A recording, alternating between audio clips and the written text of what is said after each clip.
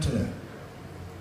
The Shinto religion in Japan, these are also relatively recent photos. Those ropes, the Suzunawa, they're called. The Suzu's a bell, Suzunawa's rope. They're bell ropes, and they attach you to the heavens, to the afterlife, to the spirits. And you see the big ropes up in the ceiling of this temple too, and across the front here. Those are for protection. Those are all hemp. This is in Kyoto, one of the temples there. The norin, you see these in front of Japanese restaurants all the time. They're originally made from hemp as well.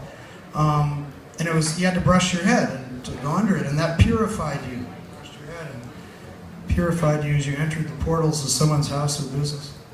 More purification, use of hemp. These are just nice hemp bark strips. See them in the center of the picture. And there's another one of the shimenawa, they call it, across the front of a temple.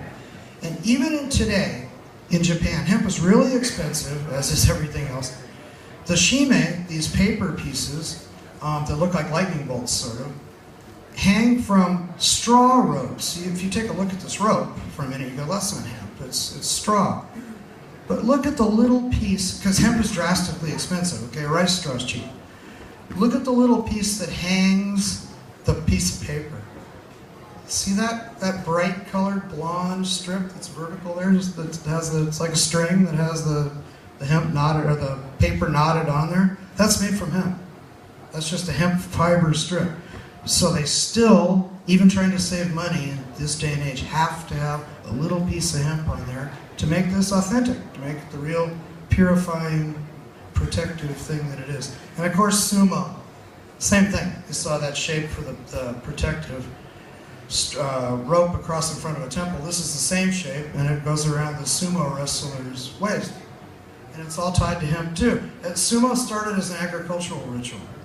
And all these things, these Shinto-based rituals were hemp-related. To my way of thinking, it's the hardest to learn about, but Japan probably has more hidden hemp culture than any other country, any other culture on earth. It's absolutely fabulous. It's just hard to find little bits. This is Romania, Hungary, Eastern Hungary, Western Romania, Carpathian Basin, 1930s probably. This is spinning bee. It's just like you've always heard about the term spinning bee. Well, they're spinning hemp yarn and using it for dowry items for weddings. This is all ritual use of hemp. Funerary clothes, same culture, all for funerals. And of course, hangings. Another good hemp ritual. Just hang a few people with it too. This guy's not so happy about hemp at the morning, but he's got a bone to it. And essential oils. This is in Switzerland, maybe 10 years ago, when the Swiss were making a lot of the essential oils for candies and drinks and things. And now we're real into terpenes. You know, that's the whole thing about what are terpenes doing and what we smoke these days. Well, this is a terpene extract, basically. It's steam distilled terpenes from cannabis grown in the field in Switzerland. And it's fodder in Japan. In China, it's just goats eating plants that were cold.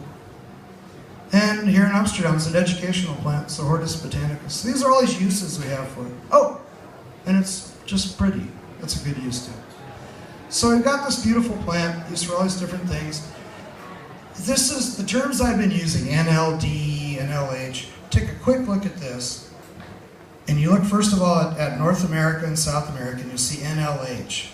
And then right in the middle of North America, NLD, BLD. Those would be hybrids between narrow leaf drug and broadleaf drug varieties, between pure, true indicas, narrow leaf indicas, and wild ones.